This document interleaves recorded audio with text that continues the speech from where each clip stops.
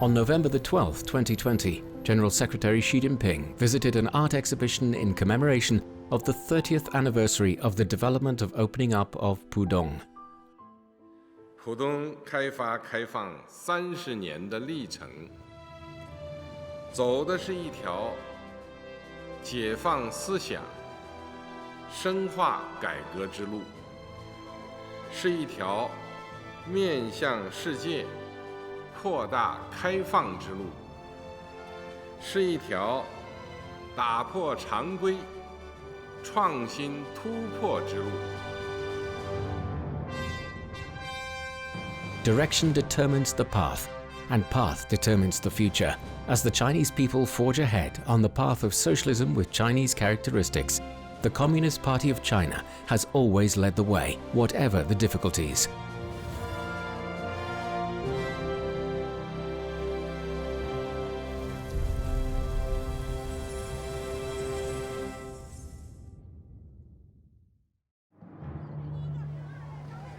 In the middle to late 1980s, with the deepening of opening up and reform, many deep-seated domestic contradictions began to make themselves apparent.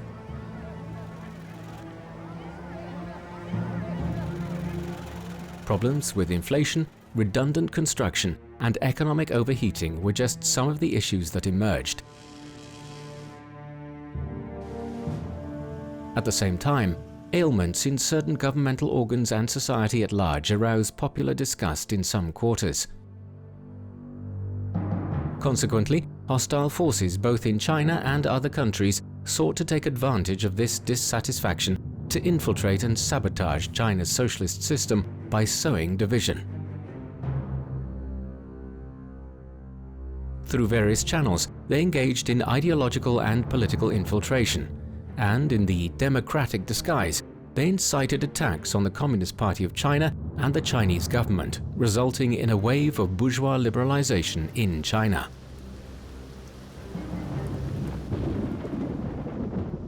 Nurtured by the then international and domestic climate, by spring and summer 1989, a political storm was brewing.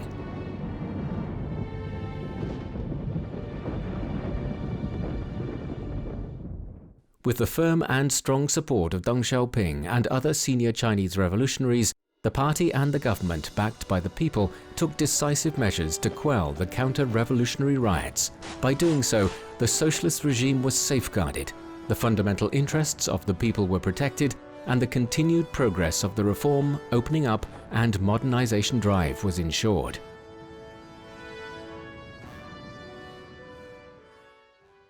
In June 1989, the fourth plenary session of the 13th CPC Central Committee was held. Jiang Zemin was elected as General Secretary of the Central Committee. Jiang drew on a poem by Lin Zishu, a patriotic Qinghai official. "I will do whatever it takes to serve my country, even at the cost of my own life, regardless of fortune or misfortune to myself." 党的十一届三中全会以来的路线和基本政策没有变，必须继续贯彻执行。在这个最基本的问题上，我要十分明确地讲两句话：一句是坚定不移、毫不动摇；一句是全面执行、一以贯之。 Faced with a complex situation, the central government went to great lengths to strengthen party building, deepen contact with the people, strengthen the anti-corruption drive, and prosecute major cases. Improvement and rectification work, interrupted by the political turmoil, was brought back on the agenda. The vegetable basket project was carried on, inflation brought under control, and irrationalities in the circulation of goods was set in order.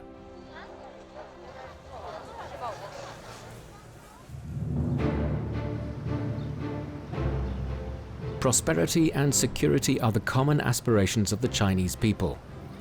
Western countries, however, made a big play of the political disturbance in 1989, imposing economic blockade and sanctions on China. In the face of this international pressure, the response of the Chinese communists was clear.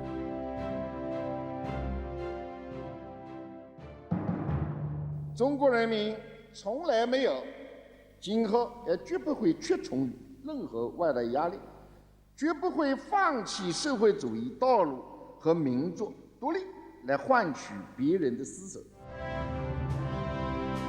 So as to tilt the scales and take the initiative, the party and the government actively developed relations with neighboring countries. Cooperation with other developing countries was especially emphasized, while relations with developed Western countries were restored and put on a stable footing so as to create a favorable external environment for reform and opening up.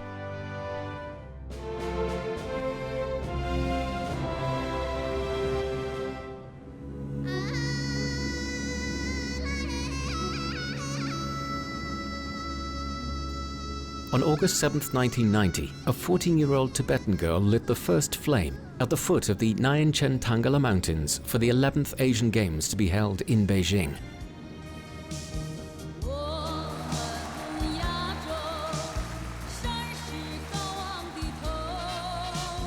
The 11th Asian Games were the largest international sports meeting hosted by the People's Republic of China in the 4 decades since its founding.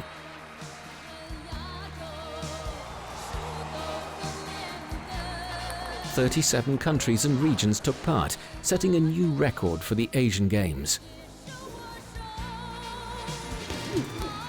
The success of the 11th Asian Games presented to the world the image of an open, civilized, friendly and confident China.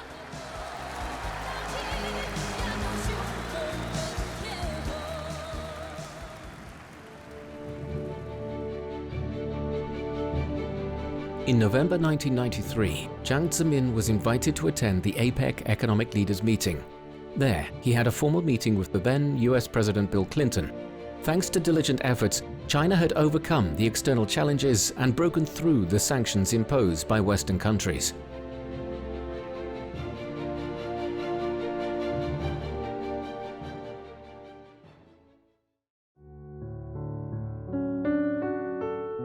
On the first day of the Lunar New Year 1990, snow fell in Beijing. A good omen of the positive turn that China's economy was going to take later that year.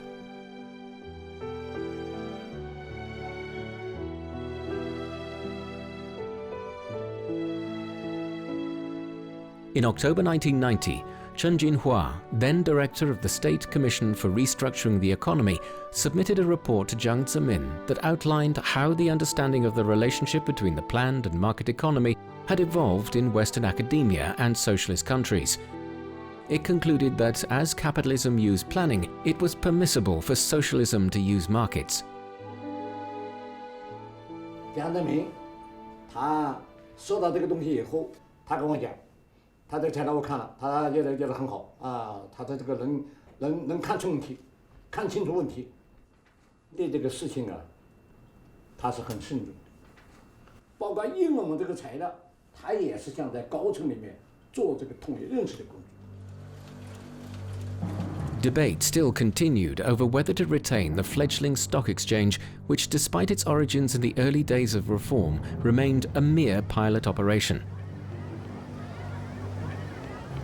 The year 1990 marked the 10th anniversary of the establishment of the Shenzhen Special Economic Zone. After the celebration ceremony, Zheng Liangyu, then mayor of Shenzhen, elaborated on the situation of the Shenzhen stock market and the next step it would take. 当天这个座谈会结束以后啊，就传来了总书记对我们这个汇报做出了明确的指示。他这个指示很斩钉截铁的，就是说。 深圳股票市场的问题，应该继续让深圳试验，这样我们就是明确了这个股票市场这个技术改革前进的方向。In December 1990, the Shanghai Stock Exchange officially opened. In July 1991, the Shenzhen Stock Exchange officially opened. The launch of the two exchanges and the introduction of the futures trading mechanism sent a strong signal to the world. China's economic reform would press ahead unswervingly.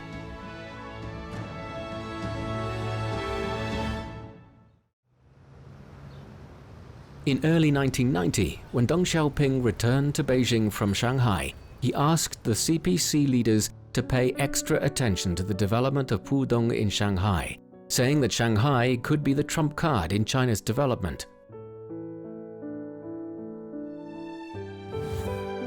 As early as 1986, when he was mayor of Shanghai, Jiang Zemin had put forward a plan for the development of Pudong. 江泽民同志领导上海城市总体规划，他对经济建设、实施工程非常重视，就特殊强调重点是开放浦东。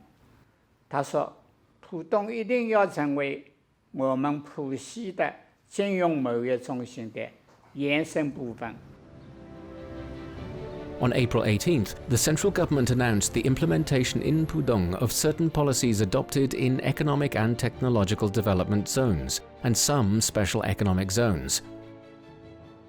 浦东在1990年开发的时候呢，国际形势是比较严峻的。我们提出浦东开发，国际上广泛的认为这只是一个口号，不是实际行动。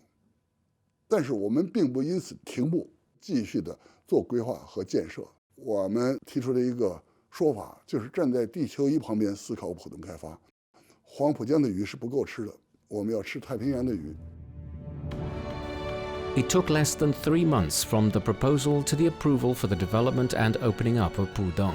This was an important CPC Central Committee decision, taken in light of the circumstances internationally and domestically within the context of reform and development. It marked an important step forward in China's reform and opening up drive. As reform and opening up continued, the international situation took a sudden turn. Socialism suffered serious setbacks in Central and Eastern Europe as the Soviet Union disintegrated.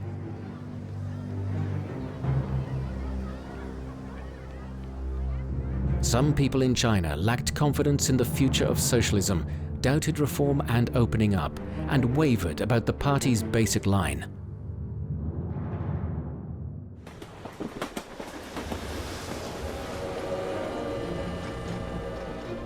At a critical juncture in the history of the CPC and the country, 88-year-old Deng Xiaoping visited a number of cities in South China and delivered several speeches in the early spring of 1992. 中国的时候，只要不搞社会，不搞改革开放发展，逐步的改善人生活，这个我任何一条路都是死路，都要。 As Deng Xiaoping made clear, don't think any planned economy is socialist and any market economy is capitalist. That's not the way things are. In fact, planning and regulation by the market are both means of controlling economic activity, and the market can also serve socialism. In the context of reform and opening up, experiment is to be encouraged.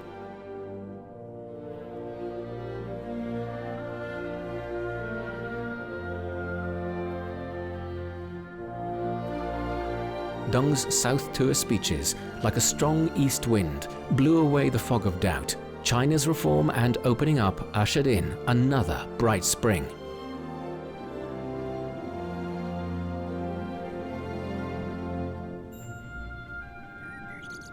On June 9, 1992, Jiang Zemin made a speech at a seminar of the party school of the CPC Central Committee for officials at the provincial and ministerial levels. For the first time, he formally put forward the term socialist market economy. In October 1992, the 14th National Congress of the CPC was successfully convened. The Congress stressed the need to seize opportunities, accelerate development, and focus on advancing economic development. It determined that the goal of China's economic system reform is to establish a socialist market economic system. It scientifically summarized and evaluated Deng Xiaoping's theory of building socialism with Chinese characteristics, and put forward the task of arming the party as a whole with this theory. The development of the market economy under socialism was a great innovation of the Communist Party of China, a major contribution to Marxism, and a significant breakthrough in the development of socialism.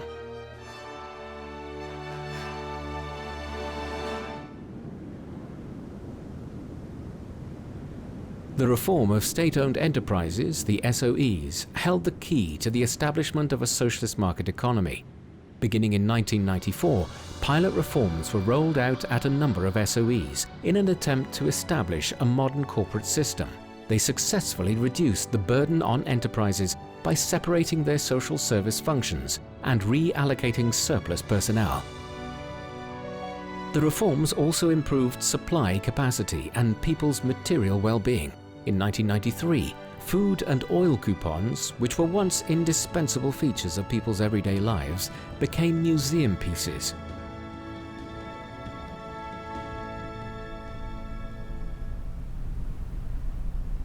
On February the 19th, 1997, Deng Xiaoping, the chief architect of China's reform, opening up and modernization, passed away.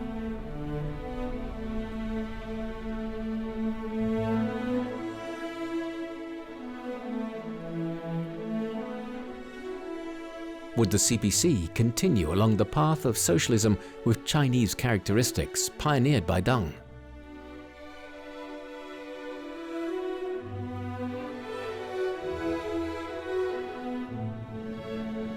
In September, the Grand 15th National Congress of the CPC was held. It was at this Congress that Deng Xiaoping theory was established as a guiding ideology of the CPC, and that the party's basic program for the primary stage of socialism was proposed. This clarified the basic economic, political, and cultural requirements for building socialism with Chinese characteristics, defining three-step development strategy, and determining a series of strategies for China's development in the new millennium. Ruling the country by law has been formally established as the basic strategy for the CPC to lead the people in governing the country. The strategy of rejuvenating the country through science and education was intensified. Great achievements have since been made in this area. Significant progress was made in the implementation of the Sustainable Development Strategy. And the strategy of developing the Western region went into full swing, with a large number of key projects being initiated. As domestic reform advanced, opening up went deeper. Accession to the WTO is an important decision made by the CPC Central Committee. The organization was formerly known as the General Agreement on Tariffs and Trade. It took China 15 years to negotiate the resumption of its place in this organization. The negotiations between China and the United States were particularly complex and difficult. Jiang Zemin stressed three principles for the negotiations. 第一个 ，WTO 既然是一个国际组织，缺少中国这样一个最大的发展中国家参加是很不完整。第二点，中国也只能作为发展中国家参加。第三点呢，就是我们保持权利跟义务一定要平衡。 In negotiations, China adhered to the strategy of no rashness and letting nature take its course.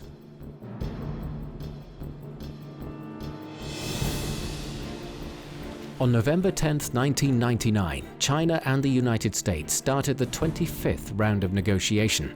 It was a grueling 6 days and nights. 谈判最紧张的时刻，大概夜间12点左右，突然通知我，江泽民同志要给我通话。 In this phone call, Xi Guangsheng reported in detail the most critical differences and difficulties in the Sino-American negotiation.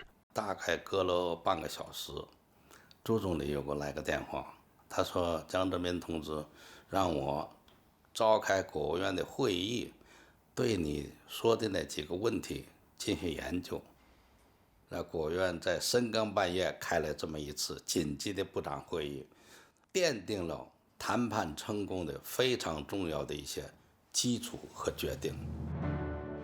On November 15, 1999, China and the United States signed a bilateral agreement on China's entry into the WTO.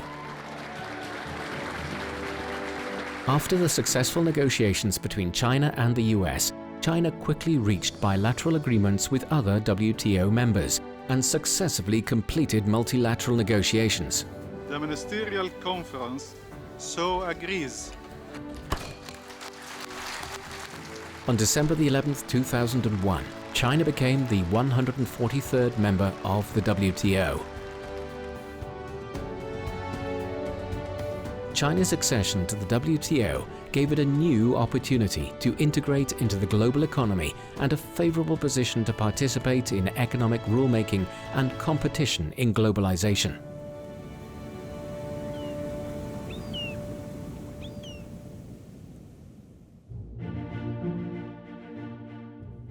As the year 2001 was drawing to an end, an auspicious snow once again fell on Beijing. And it certainly had been a good year.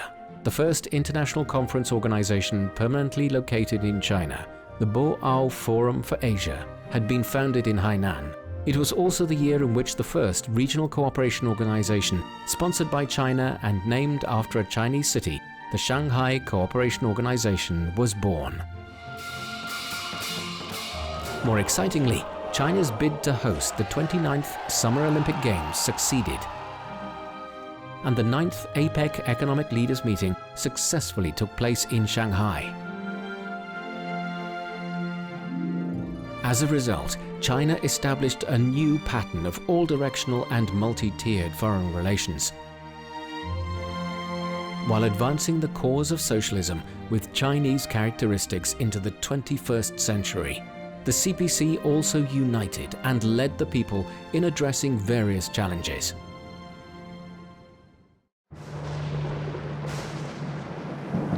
In the summer of 1998, the worst flood in a century hit the Yangtze River Basin, threatening the cities of Jinzhou, Wuhan, and Zhejiang.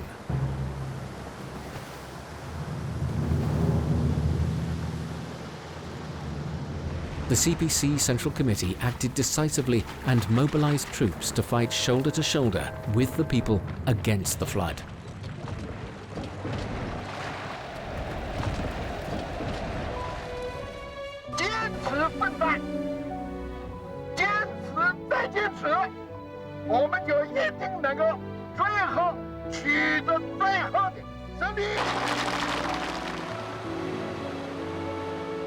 After more than 2 months of arduous endeavor, the army and the people succeeded in keeping the main dike secure and the people safe.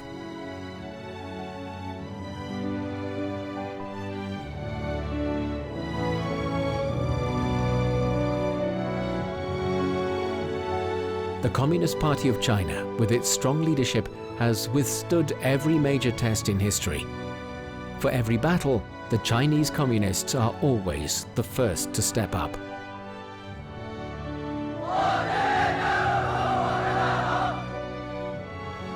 On every square inch of China, there are Chinese Communists dedicated to national prosperity and people's happiness.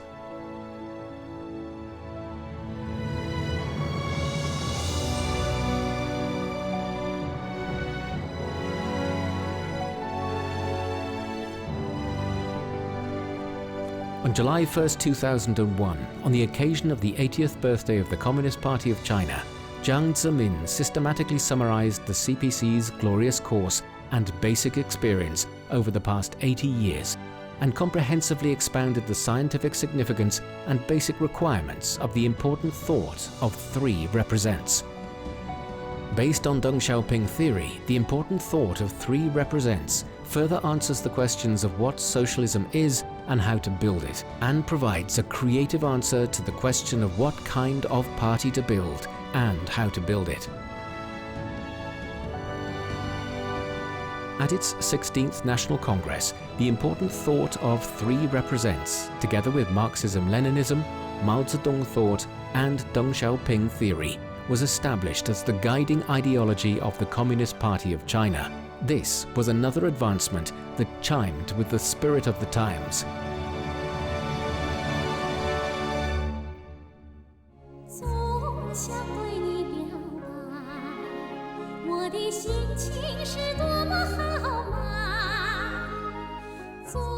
On December the 31st, 1999, more than 20,000 people gathered at the China Millennium Monument to welcome in the new millennium. The clock was ringing in a new millennium. On the threshold of a new century, the joy of achievement is often felt most keenly.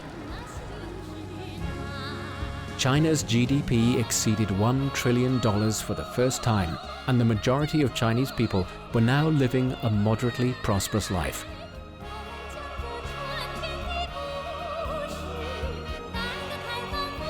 The Chinese communists, with Jiang Zemin as representative-in-chief, withstood a series of severe tests at home and abroad and from Mother Nature, holding the great banner of socialism with Chinese characteristics firmly in hand, and brought a vigorous country into the 21st century.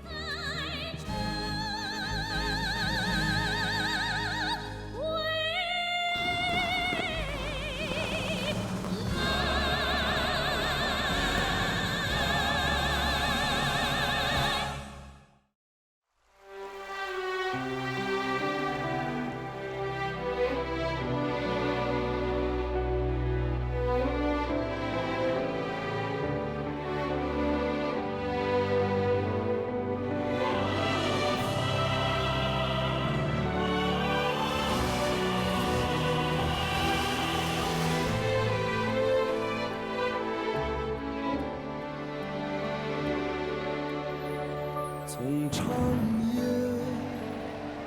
到日出，走过千山万水的路，每一步都是信仰足迹，烙印下新中国版图，从贫弱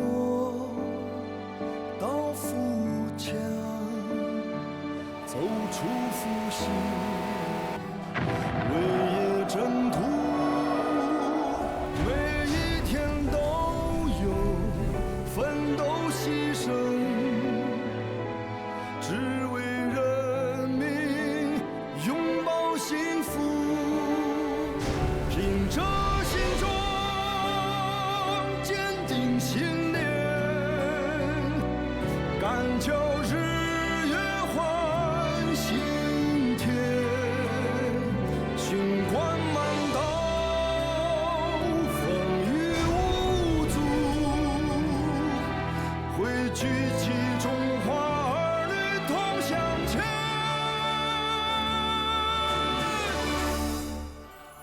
从贫弱到富强，走出复兴，